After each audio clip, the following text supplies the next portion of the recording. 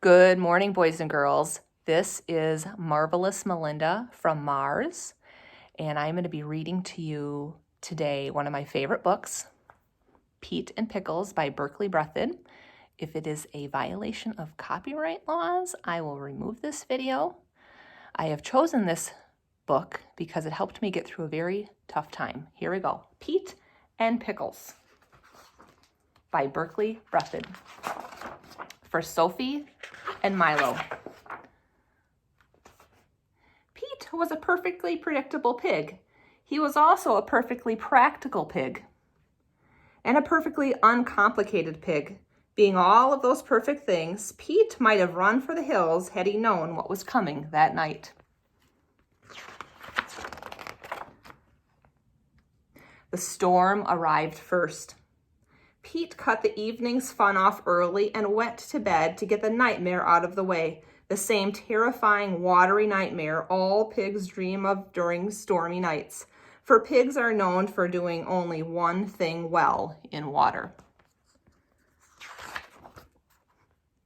drowning. And that is exactly what Pete dreamt he was doing when a sudden sound woke him.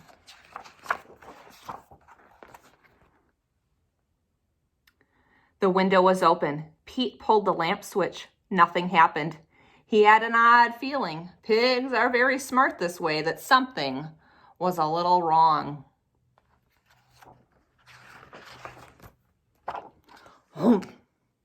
Pete was suddenly grabbed, hugged really, by a wet nose at the other end of which was a wet elephant. The beast whispered, "Shh." She said nothing else, but her eyes spoke clearly. "Help me." And then a knock at the door. A clown asked Pete if he'd seen any sign of an escaped elephant named Pickles. "There, under the couch. Look carefully," Pete said. As the circus man led the sad, slumping elephant away, Pete was startled when she looked back at him and smiled. The next morning, Pete was disinfecting the house when he noticed his midnight visitor had left behind a gift: dandelions. Ridiculous, thought Pete as he scrubbed. That afternoon, Pete took his usual short stroll. He looked down at the evening mist rolling in and saw a circus tent. He looked at the dandelion. Ridiculous, he muttered. Today, however, Pete would take a longer walk.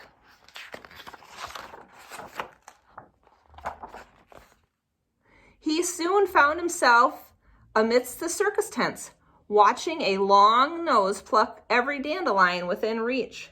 Pete knew that nose, and it knew him. It plucked Pete's hat and disappeared. Seconds before Pete called the police, his hat was pushed back out. Improved. Pete looked in to see Pickles sitting in a very dark corner of a very dark tent, wearing a very locked chain. Pete suddenly, unexplainably, found himself reaching for the key. Now free and outside, Pete dove to hide while a panicked Pete whispered, "Tea was on my schedule today, not elephants." Being a practical pig, however, he knew they needed a disguise, something, anything. Pete thought fast. It worked too well. A policeman suggested dinner. They reached Pete's house by nightfall. A weary Pickles retired after making herself comfortable in a pair of Pete's favorite pajamas. Understand this: you have not heard snoring until you have had an elephant nap on your couch. Pete was a perfectly unpleased pig. Tomorrow, he thought, the big girl leaves.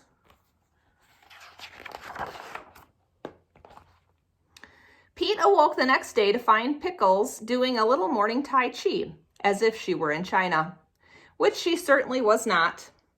On the other hand, Pete noted that his house guest had made a few changes to the grounds.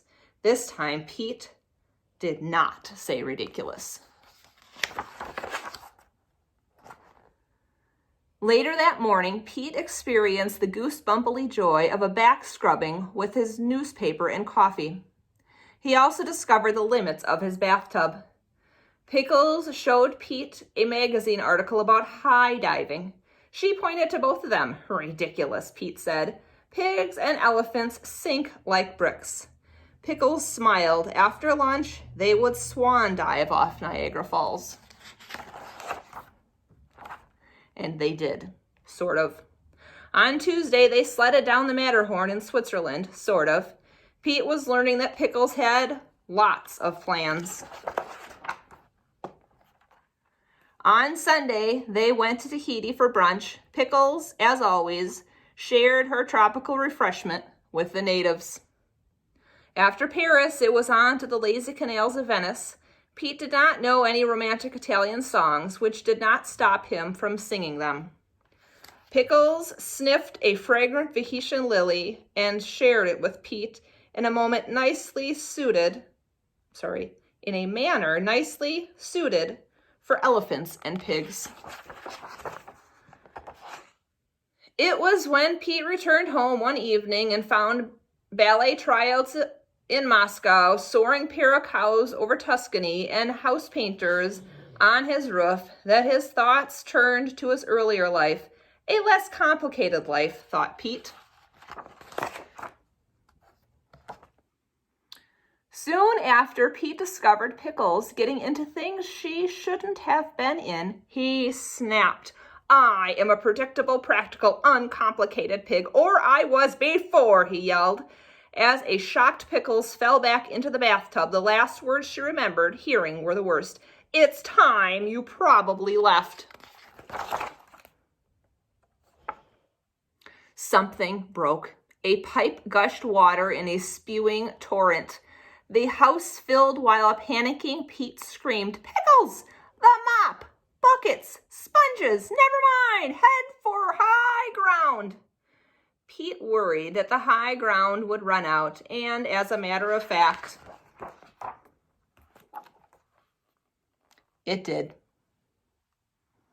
And when all of the snouts and snoots in the now flooded house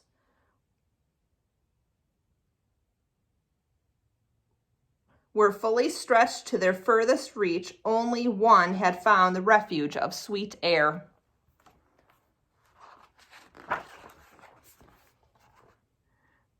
Pete clung tightly to the last open window. He looked back down into the face of the one far too heavy to join him and noticed, once again, as always, a smile. At that terrible moment, what occurred to Pete was not how his life had become so unpredictable, so unpractical, and so completely complicated with Pickles. No, what occurred to Pete was his life without her. That endless night will be the longest of all of their great journeys, and when the fireman finally climbed to the window the next morning, he could not believe what he found. He found a very small pig breathing for a very large elephant, all night, every hour, every minute, every breath shared. When they finally emptied the house, the fireman looked down in puzzlement at the exhausted pair of sleeping friends. They tried, but they could not pull Pete from the mighty grasp of Pickles. The two slept all day through the night and on until morning.